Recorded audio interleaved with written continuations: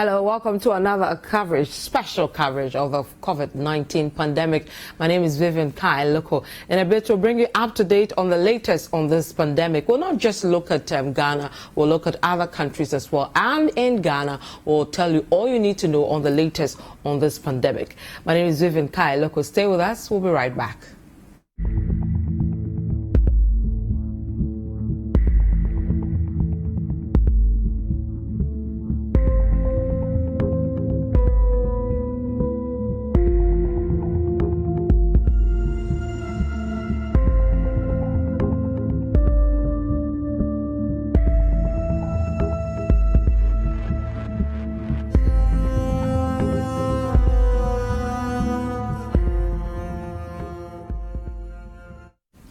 So welcome back to our special coverage of the COVID-19 pandemic.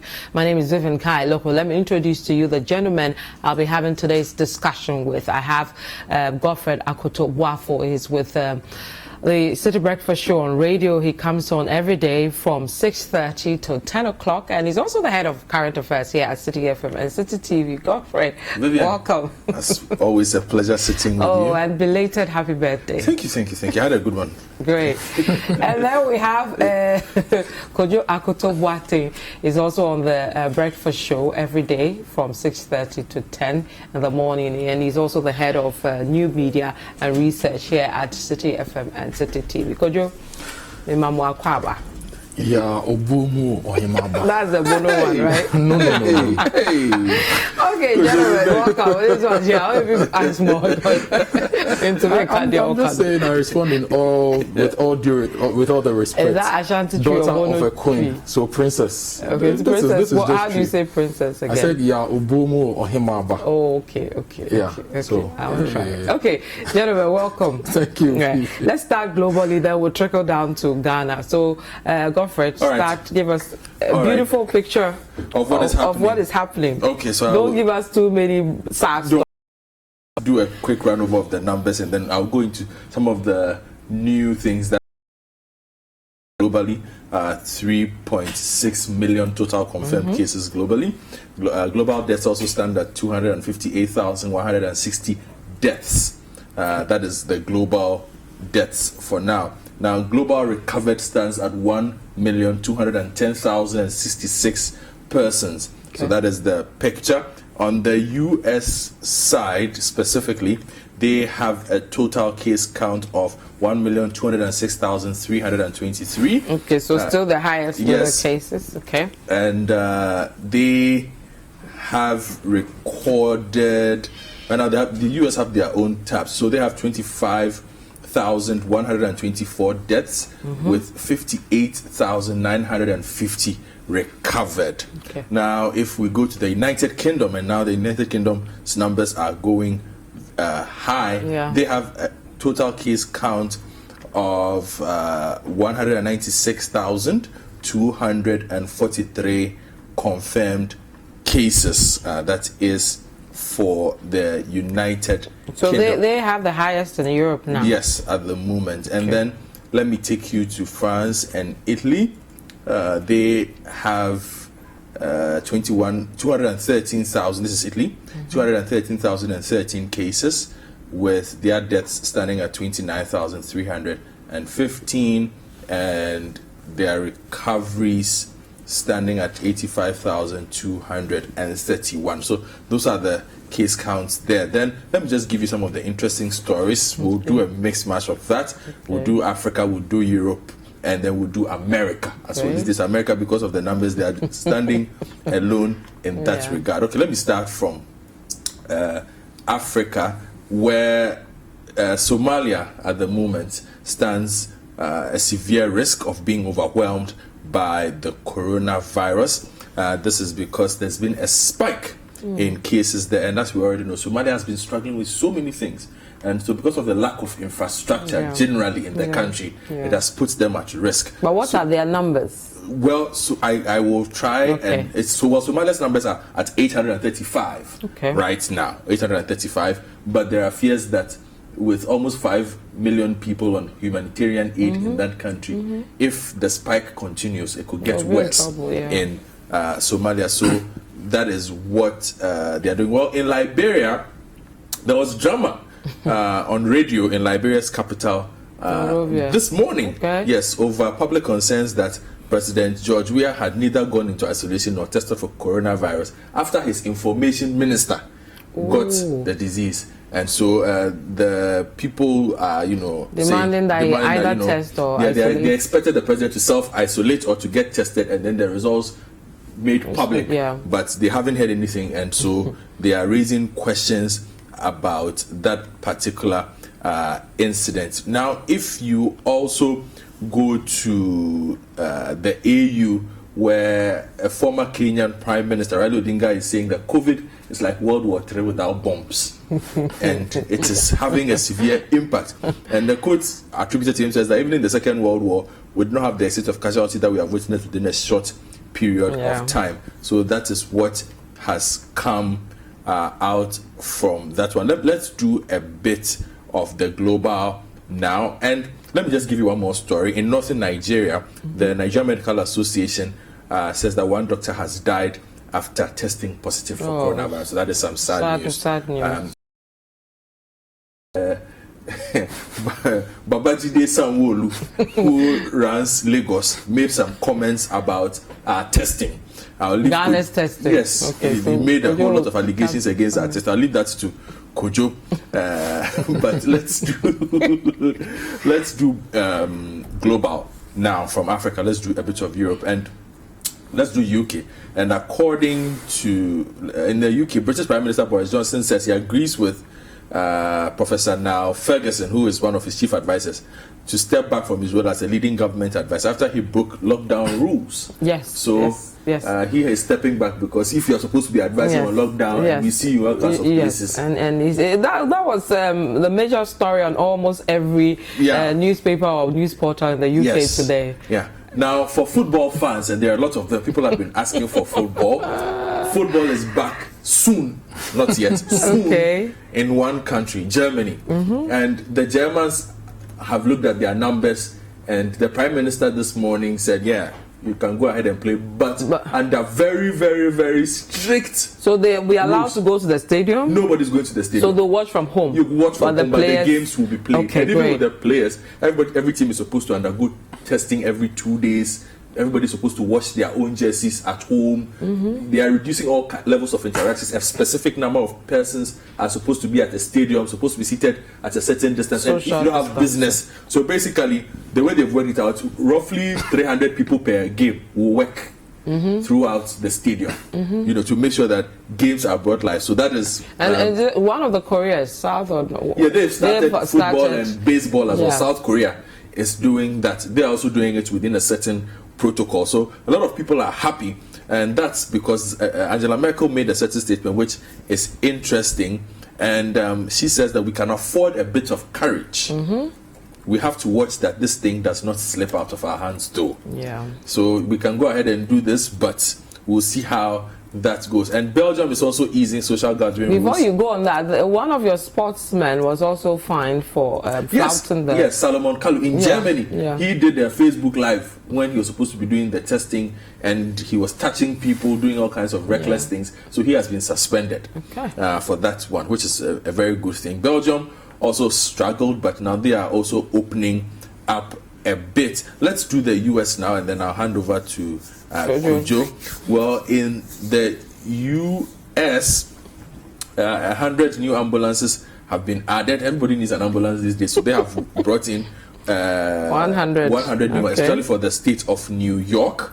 So they are the ones who are going to do that. Now, Uber as well is laying off 3,700 employees, and that is a significant story, and I'm sure when we get to hospitality, and then we have the Airbnb as well. Also, and also significantly in the US, you know that the COVID task force has been asked to shift focus. There are reports that it's even been asked to move to wind down, but according to the US government, they've been asked to shift focus from just the disease proper to how we can reopen the country.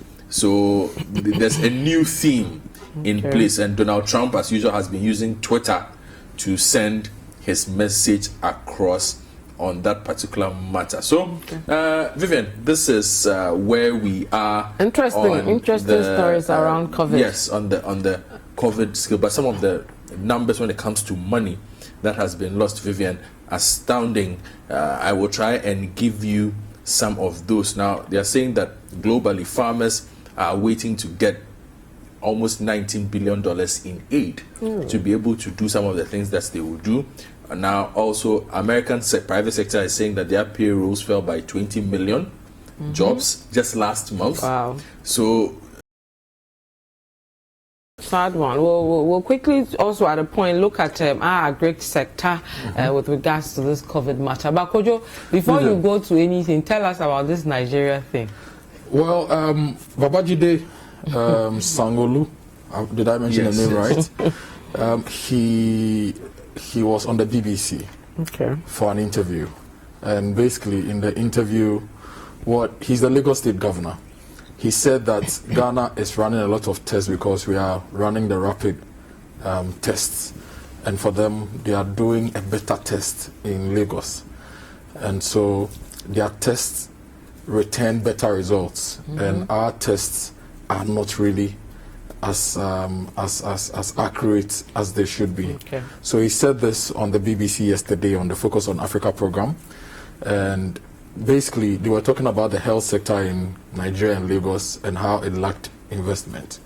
So when he said this, a lot of people have reacted to this, including people from the medical fraternity in Ghana, who are saying that what he's saying is basically lying to the world about Ghana, and that if he had cross-checked, he would know that KCC, Noguchi, and our various labs are doing the right thing. They are scientists and laboratories of international repute, so they are not going to do anything which is not approved or sanctioned. So basically, a lot of people have taken him on social media, Facebook and Twitter, and told him not to make pronouncements that he has no knowledge about. And people are also saying that COVID-19 is a global pandemic. This is not the time for us to be competing as to who is doing better or who is not doing what. It's not the Ghana-Nigeria Jollof War, so he should be serious, basically. That's the message people are saying. But just to add to that, Kojo, I was just doing a quick search, and I realized that I can now perhaps see where he is coming from, because if you go back a bit to the 24th of April, the head, and this one, he's a scientist, Dr. Chikwe Ihekweazu, I hope I'm pronouncing that one, Nigerians should forgive me, Dr. Chikwe Ihekweazu, who is the Director General of the Nigerian Center for Disease Control, actually spoke about Ghana's testing protocol. And this is what he said. Let me just read it for you. Take just a minute. We have been slow to start, but those that understand molecular diagnosis know that it is not a simple thing to do. It's complex, so I would rather go slow and get it right than speed into a situation that we will end up regretting. Some managed acceleration is exactly what we are doing with a deliberate strategy on how to scale. Ghana has a different approach to testing. I know exactly what they are doing. I respect what they are doing, but we don't want to go down that path because it has its limitations. So that's what Dr. Chikwe Ihekweazu, who is the Director General of the Nigerian Center for Disease Control, said about what we were doing on the 24th of April. So I'm sure that is based on that. That is what has influenced Babajide Sangolu. You know, and I'm checking the Nigeria COVID website, which is covid19.ncdc.gov.ng. And so far, they've confirmed 2,950 cases, 481 discharges. 98 people in Nigeria have died, and 2,371 cases are active. And on their website, as at Wednesday, 3:13 p.m., 6th May 2020, they say they've tested only 21,208 samples. We have done over 100,000 samples. And people have had cause to ask why Nigeria is not testing as fast as the rest of the country. But if you remember, when doubts were cast upon our testing, Noguchi explained why they're able to do so many tests with the pooling of samples and running the test. So we've not received any reaction from this from any official source in Ghana at the moment. But this is what he said, and a lot of people have not reacted kindly to it.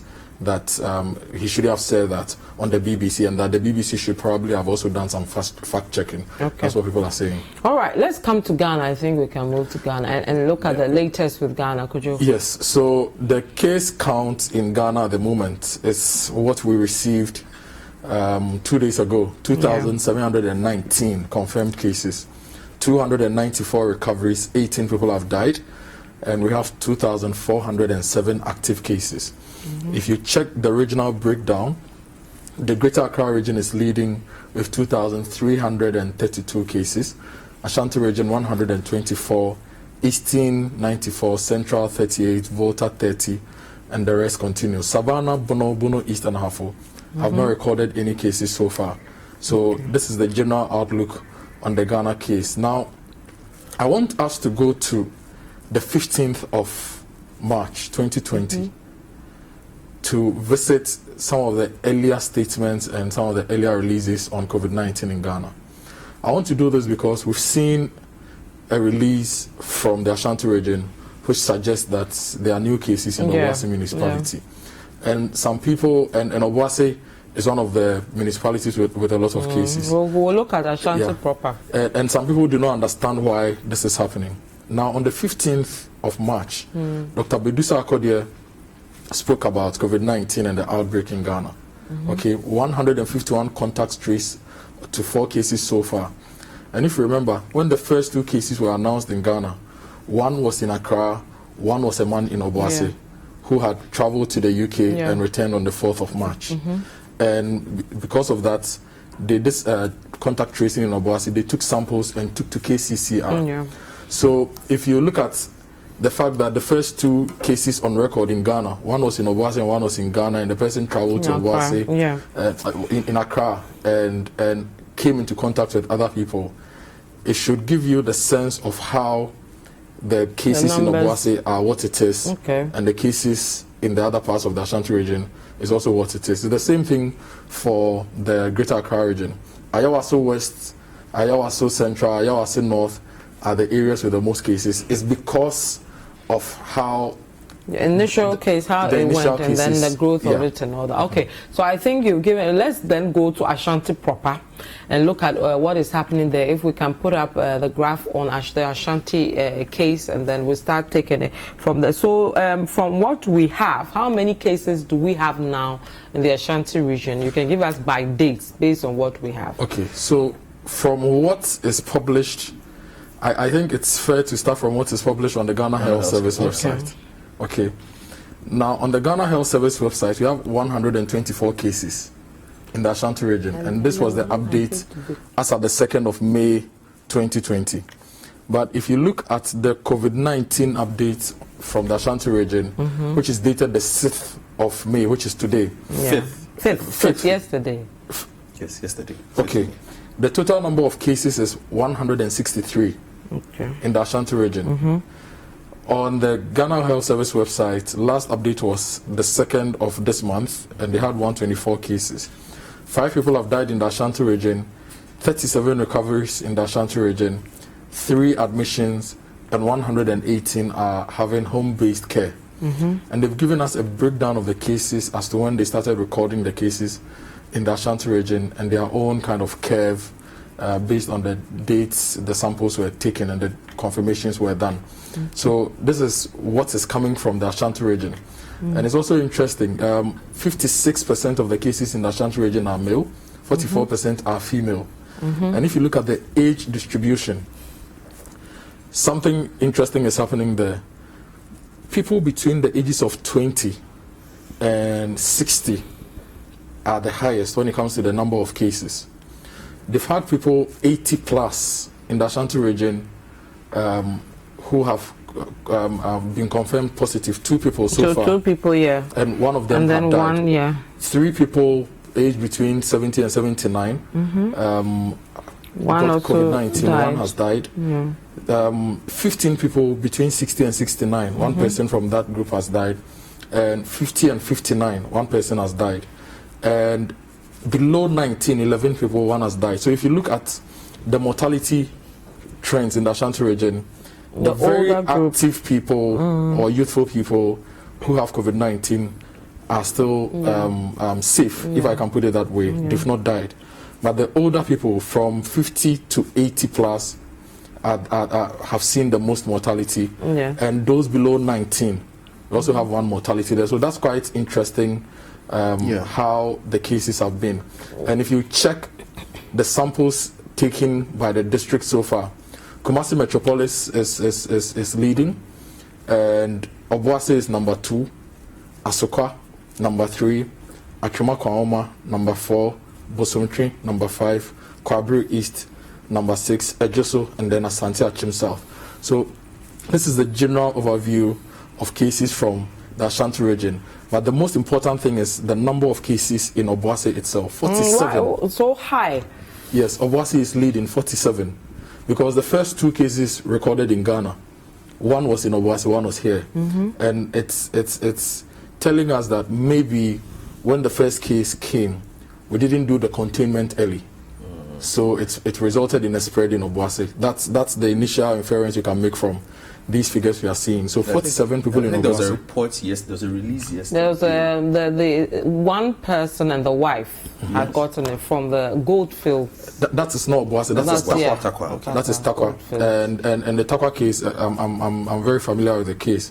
So when the case happened, they took samples. When they saw symptoms, they took samples and drove the samples to Accra themselves.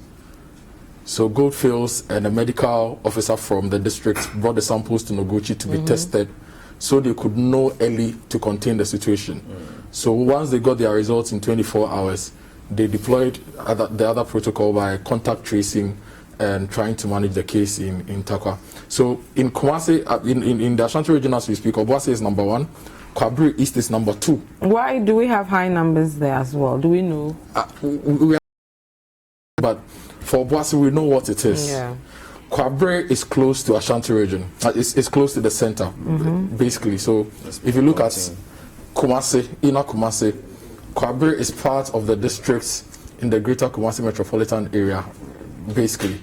Right? So there's a lot of communication between CBD, Kwabri. There's a lot of communication between CBD, Ejoso. There's communication between CBD, Tafo Pankrono.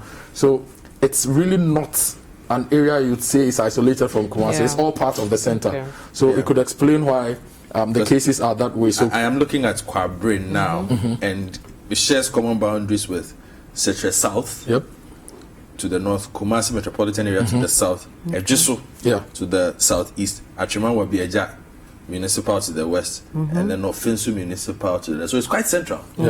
It's quite central. And the other ones, the third and the fourth. Kumasi Metro is KMA proper. Asokwa, this is it. Asokwa, Oforikrom, they were all part of Kumasi Metro until we created new assemblies and demarcated those new districts. So it's not like an entirely different geographical area. Oforikrom breezed through Asokwa. Asokwa sees through Oforikrom. They are one unit, basically. Just that administratively, they've been divided to ensure management of the spaces. Okay. We'll wrap up with the Ashanti region with a video from there of the testing and other matters arising from that region. We were working basically on how to get a real-time data for all the cases. What we realized is that because of the challenges we had, the number of cases that were at the laboratories, we had a lot of backlog at the laboratories. And for that reason, we were not getting the real-time data. So now, with the support of the labs, we've been able to clear a lot of backlog. As at now, Kumasi Center for Collaborative Research have worked so hard, they've been able to clear the backlog. So from now, our hope is that we will get a real-time data. Because if we don't get a real-time data, then the case management becomes very difficult. In the sense that maybe when you take a sample today and you don't get the results as early as possible, that person may infect so many people by the time the result comes as positive. So now the focus is to get a real-time data or real-time information so as to know who to isolate and then who to discharge as far as you are a suspected case. So far, we've been able to work with the labs. It's our plan to decentralize the labs. So apart from Kumasi Center for Collaborative Research, we are also working with Ghana Health Service to set up at least 2 labs in addition to KCCR. One will be based in our public health reference lab in Kumasi South. And then we're also talking to Kofanochi to see whether we can use their lab. Okay, so that's Dr. Tinkran speaking on the Kumasi case. I think he's giving us an idea on some of the things. So, and let me also say I must commend the Ashanti region for how they've gone about this, because even if you look at how the municipal authorities as well have tried to enforce social distancing, they were one of the first municipalities to shut down markets. Yeah, true. Try to find a process where people could still trade, but do it in a reasonable manner. We haven't heard too much from the Ashanti region in terms. And then also, Dr. Tinkran, every time he gives an update, and he's very regular with his updates in this language. So I really must commend them on this particular one. I don't think like they sat down and planned this, but some way, somehow, they have stood out a bit in how the people who lead their charge have handled most of the COVID situations. I've been quite impressed. And it's the same region we had the policeman scolding the Chinese guy, right? Yes. That's the Ashanti region. Okay, guys, so talking about flouting of rules, social distancing and all that, and that social distancing was being practiced by their customers. Let's watch that video quickly and then we speak to it. Yes, starting with 2 cases, and now Dr. West, I do 79. It is not a joke. It's relief.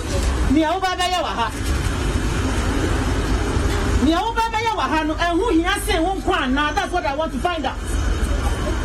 Is it more important than your life or your health? When you so wahana to call fear, what is that with fear for you now?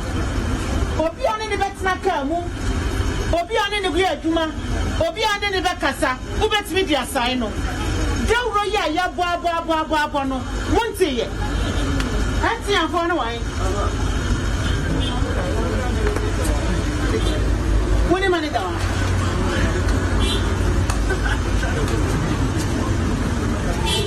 Are these people observing social distancing?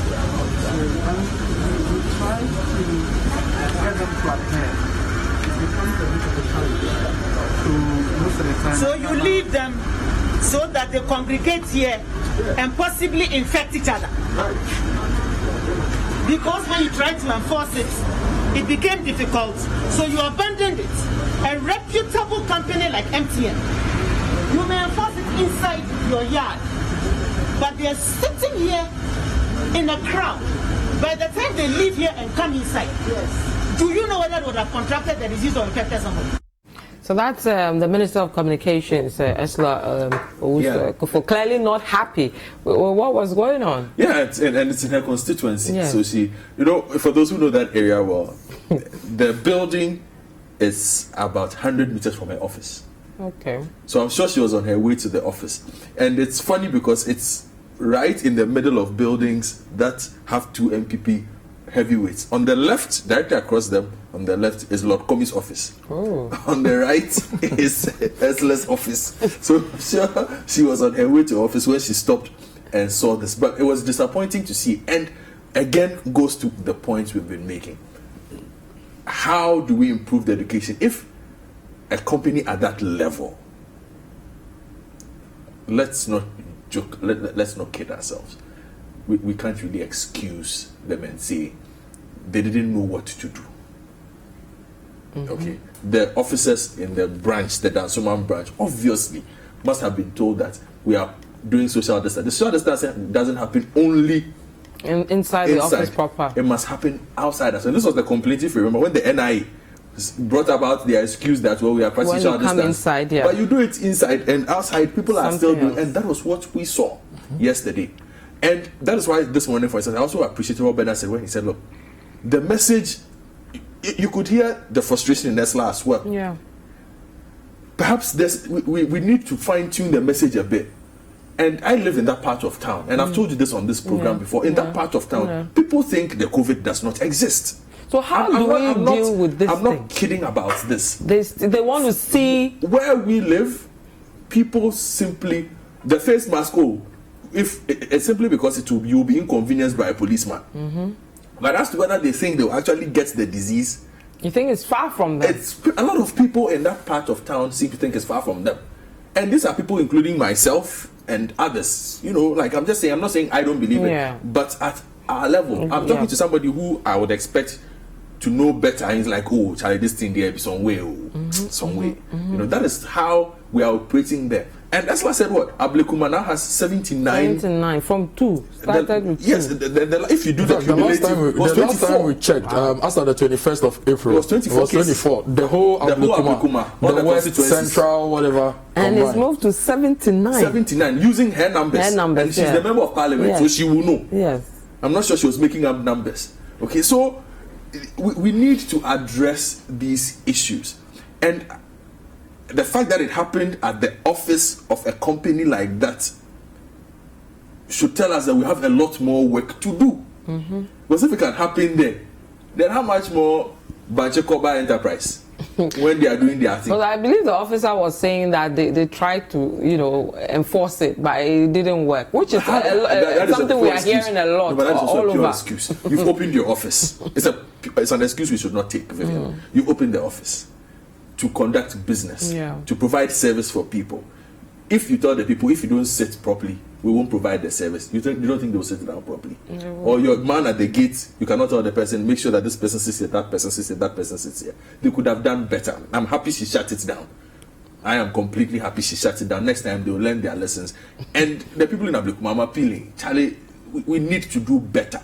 The disease, whether you like it or not, it is there. We don't really want to see the deaths that people are talking about. And Vivian, I'm sure you've also heard this. How people go on assignment and come back and say, people tell them that, look, unless you show me dead people. Yes, I've been told that on a lot of occasions. I do not believe it's happening. They want to see, show me dead people. Yeah, pictures like what we're seeing from Italy, from Spain, from where, before they believe, and they insist that we show them that. We should come and show them that, to show that there are things like that. But people need to be a bit more responsible in that regard. Yes, and the corporate entities and the businesses, whether formal or informal, they need to put in place proper steps to ensure social distancing, to ensure people wear their masks, and to ensure people do the right thing. I was telling you yesterday and today, I went to the bank. Tellers were not. But who is, you see, it looks like when it comes to the markets, and maybe when you're walking around, you may get, a law officer or somebody to but with the corporate check. Entities, but with who is really checking them? That? Yeah, that's the thing. Like so nobody is. We need to open our eyes. If you're a customer and you go to any place and they are not doing the right thing, report them to the police. So that every institution will do it. Look, a whole bank and the two tellers, one didn't have a face mask at all. The other had it and was hanging around his ears, trying to cover the chin. And security man didn't have it. But they insisted on using hand sanitizer to clean my hands before I went in. And I was like, why would you insist on this and not do the other things? Because you do A, B, C, D, it takes us to Z. But if you do A and you sit down, how do we get to Z? So I think that the corporate entities must enforce this. Those who may need to invest in extra security for enforcement, they should do that.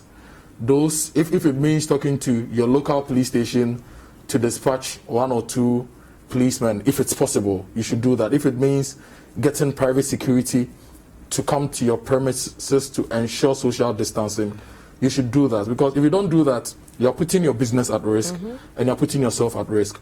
A lot of the corporate entities have business continuity plans and they have risk departments which understand some of these things. In certain instances, based on the community you find yourself in, you should expect people who would consciously decide to flout that regulation. So you put in place the right structure to enforce. If you don't do that, you'll be putting everybody at risk. Wasting our time. And this wearing of masks thing, the right wear, or the way you see some people that they pull their thing, touching someone. The mask is not for your forehead. It's not for here. It's not to hang on your ear for show. It's supposed to cover your nose like this, and it's supposed to cover your mouth, so that if you are breathing in, you are breathing out, you are spitting, you are talking, whatever must come out is captured in. And if somebody is also sending stuff your way, at least it blocks it somehow. So we should not play with the wearing of the mask. It's like this. Let me give you this example. There are two men, Godfred and I, right? And we are both naked. If I urinate right now and we are standing a meter apart, I'm going to urinate on him. Right? Now, if Godfred decides to wear a trouser, and I don't wear a trouser and I urinate, his trouser will get wet. But if I wear my trouser and I urinate whilst wearing the trouser, my trouser will get wet and the urine will not hit him. So that's how the whole thing works. So as much as possible, have your mask on, let the other person have their mask on. So there is very little transfer or no exchange between the two of you. And it's for your own good. So please, people, let's do this. Let's wear the face mask. Let's wear them right. Let's sanitize. Get a small sanitizer in your pocket all the time. Where is mine? I already stole it. You are, let's use mine. Yes. A big one. You know, and make sure that personal hygiene is prioritized in your house, in your office, wherever you find yourself. That way, you'll be contributing to the fight against COVID-19. We want things to return to normal. And I've been told that we shouldn't say things will get back to normal, but we want things to get better. So play your role by doing the right thing so that we get there. Okay, right. Let's move to the impact and job losses. So yesterday we had members from the hospitality business seeing the president, appealing to him to help, and government has been able to secure some, I believe, 3 billion from the banks to help the likes of Kempinski, Mervyn, all the hotels. Most of them were at the Jubilee House. But let's pick that video from the Jubilee House on President Akufo-Addo's meeting with the hospitality industry. Then we'll look at the impact. The commercial banks have agreed with the Minister of Finance and the Bank of Ghana to raise some 3 billion cedis by way of loans that they're going to give specific industries. The hospitality sector is one of them. And the Bank of Ghana, again with the support of the Minister of Finance, has worked towards reducing interest rates and even putting in place a moratorium on the payment of principal and I believe of interest on monies. So there's a package there also that is available and accessible to you.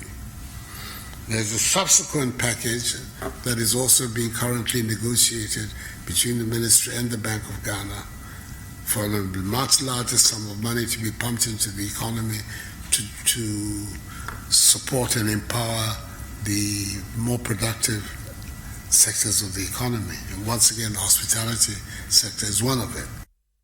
So the hospitality industry is one that has really been badly hit with this COVID-19 thing. You know, when the year of return, they picked up nicely and they were looking forward to the beyond the return and then, you know, increase. But bam, this thing hit them. Yes, certainly. And, you know, it's complementary.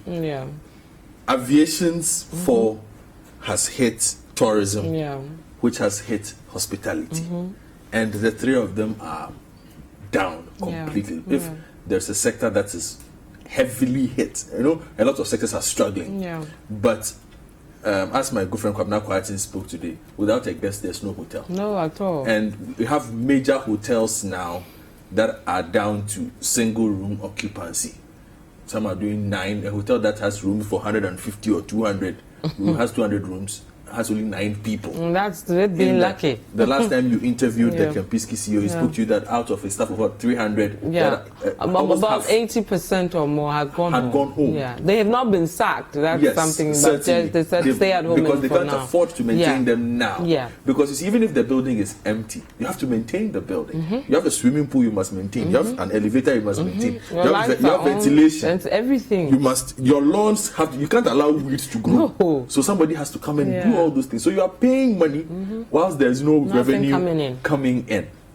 And so it's at a crucial point because it doesn't look like things are going to change anytime soon. For instance, the lifting of borders. That is one major part of this. If borders are lifted, then at least they can see some light at the end of the tunnel. But once borders have not been lifted, and it doesn't look like it will be lifted soon, because as soon as you lift borders, imported cases go up.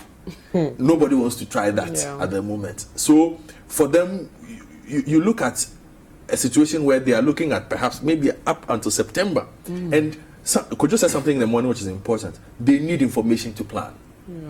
And it's good they met the president. I'm sure the president would have in private discussed a plan with them, because the kind of money that is involved in that sector, they are not a kind of sector you leave hanging in the dark and say, we'll get back to you. So I'm sure they would have been given a plan that by this time we expect to do A, B, C, and D. But at the moment, Vivian, the situation is dire. I was trying to explain to people in the morning, for instance, that airlines are down. We have 21 or 22 airline operators in Ghana. Each of them employs somebody at the airport. All those people are not working because planes are not coming. I'm talking about Ghana Airport Company staff. You're talking about the airlines. The airlines, they employ their own people. They maintain offices. Those people are down. Now, the airlines that come in have pilots, cabin crew. They sleep in hotels. If you look at the kind of traffic that comes into Ghana, according to Ghana Airport Company, 9,000 passengers use the Kotoka International Airport every day. Their revenue is gone. Okay? So the people, the air crews that would normally even go and sleep in the hotels consistently, because the T3 is one of the busiest airports in the South region, that revenue is gone. The tourists that normally come with it will sleep there, would explore the country, go to the local eatery, not the big restaurants, even the local one, also struggling. Also gone. So, and the related businesses that support around these airlines, people who supply food and all who supply fruits, everything is gone at the moment. So if you're a farmer, for instance, you had planned that in September you were going to supply maybe 20 cartons of green pepper to a hotel. The hotel cannot afford to buy your 20 cartons of green pepper now. What are you, the farmer, even doing?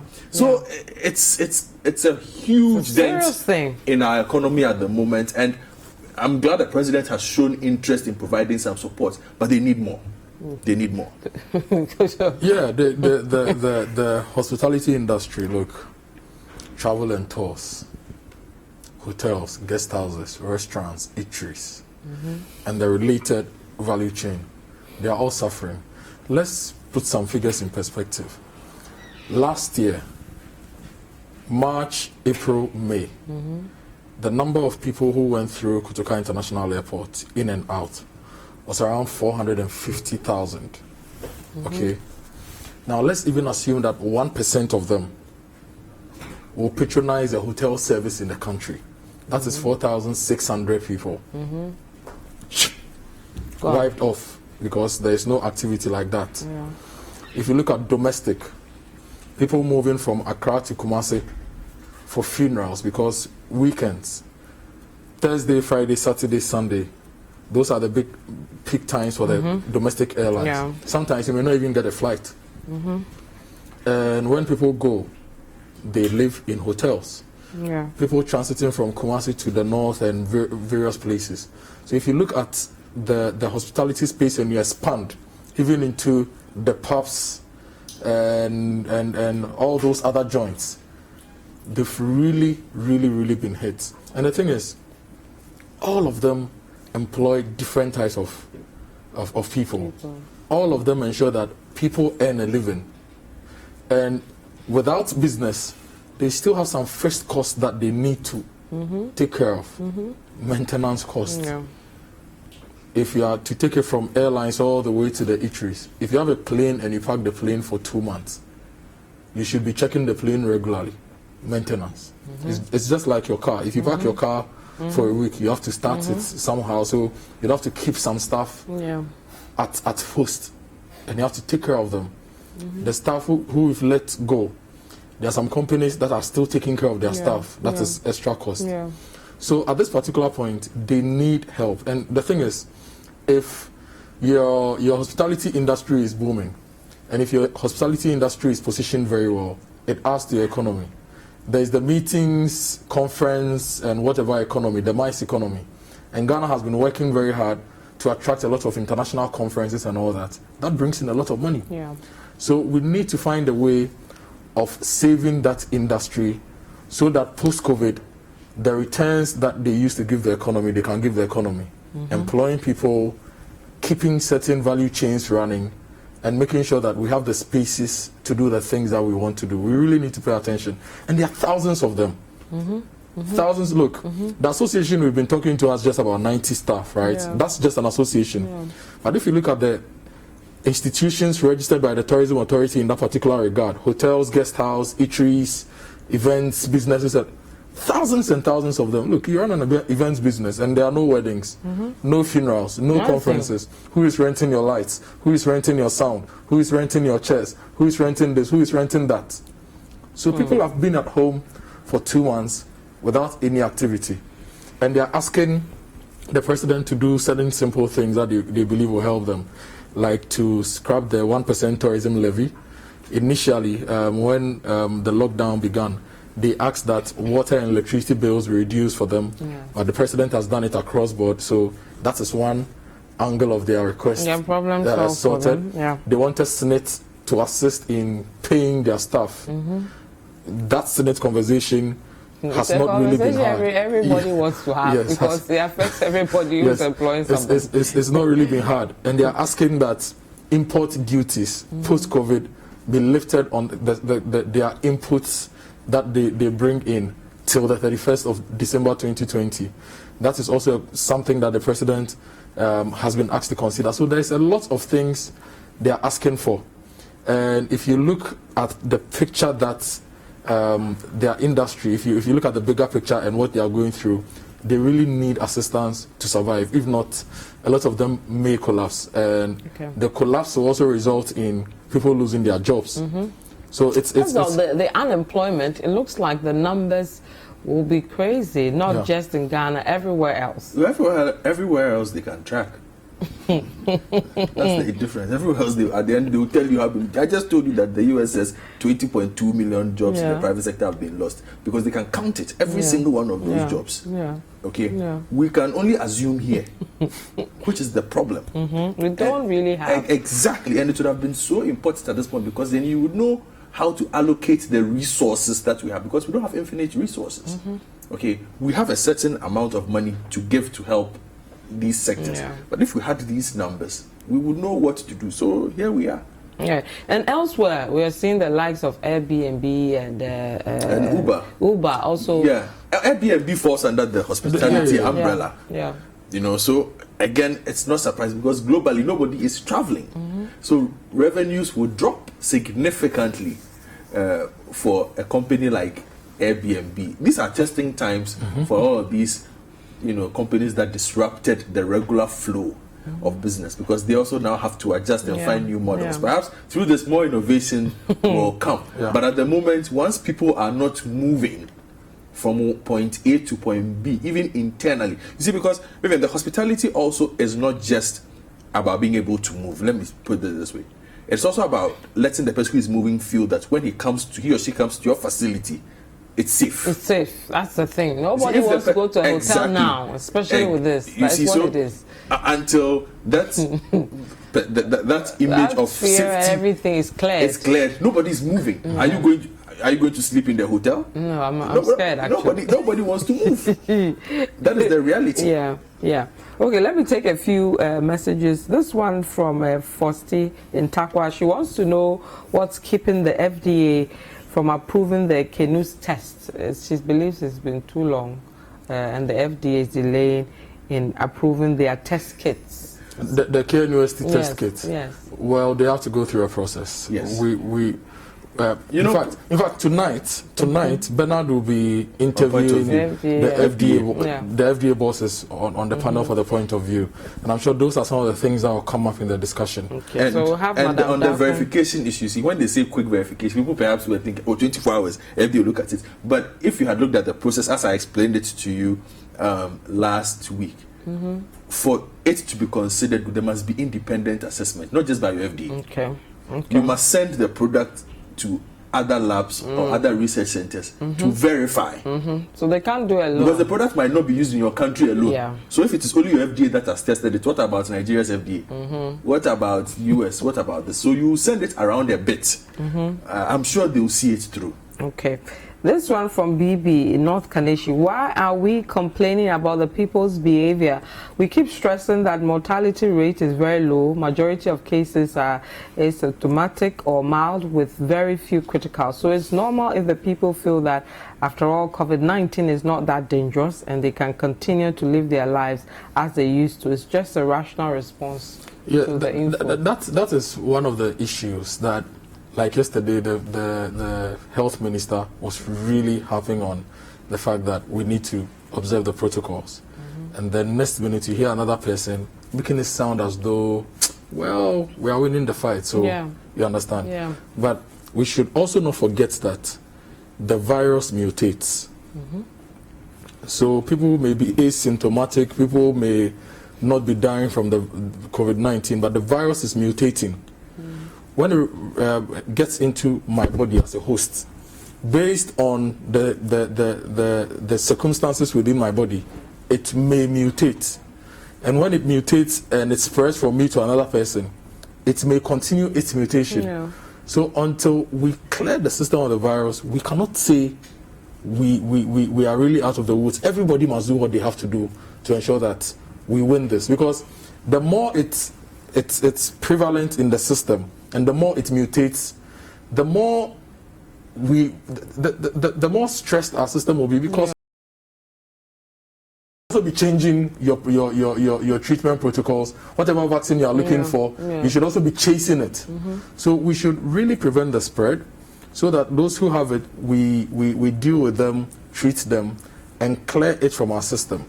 Because dealing with something that continuously mutates is something that nobody wants to encounter, because it can change the next minute.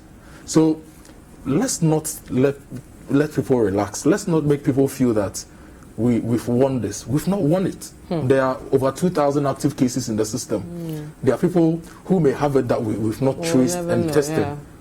So everybody should wear the mask, wash their hands, stay at home if you don't have anything pressing to do outside. Okay, this one says, I'm glad you are discussing this issue. Please go to a particular bank. I don't want to mention the bank because we've not verified that. And there's a notice of no marks and no entry, but tellers and some customers were not in marks as well. Coming back to what I saw one yesterday earlier. Yeah.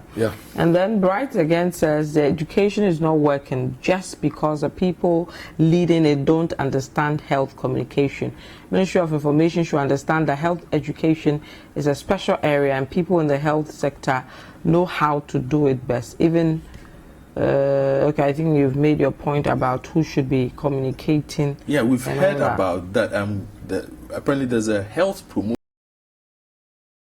of health. I don't know how involved they are in the community education, but hopefully they can make use of that.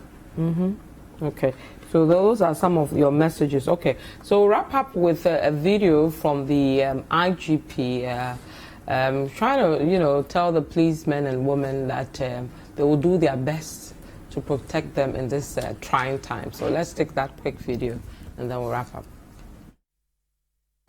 It is not surprising to have a number of security personnel come into contact with infected persons and also get infected. The police setting is such that we do things on communal basis, ranging from where we work, that's our offices, our reception points, which we technically call the charge office, and then our hotels, which others call the cells, and our residential facilities or the barracks. I must say that this exercise is one of the measures government has put in place to ensure that COVID-19 frontline workers and their families are protected while we discharge our statutory functions or duties. That appropriate measures have been put in place to support you and to support you to prevent you from getting the infection and to treat any of you who may be infected in the course of your duties. Okay, so the men and women from the police force being assured of, I think they are also some of the frontline workers who have also tried their best to help the situation, and they deserve to be commended for their work. They've done a great job over the past few weeks, and whilst we need assurance that we will have security and protection and enforcement, they also need assurance that their health is being taken care of, and I think that this move by the IGP and the police hierarchy is a good one. Now, what we must go into is also to use the police to continue to educate people and to continue to enforce social distancing protocols.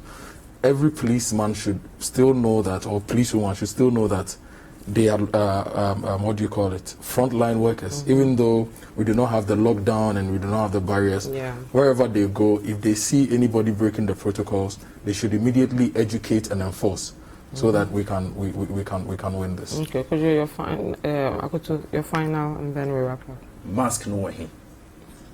Yeah, so waiting for the 150,000 masks per day. Well, today the CODA, together with some of the MDAs, have started distribution. So I'm sure we'll have that on CNR later today. Okay. So I hope it is that one, because that one is reusable. According to him, it is reusable. Okay. They should distribute those masks, we beg. Okay, so we'll have more on this discussion on Eyewitness News on radio at 5:30, also on the Point of View at 9 o'clock, and then also on CNR.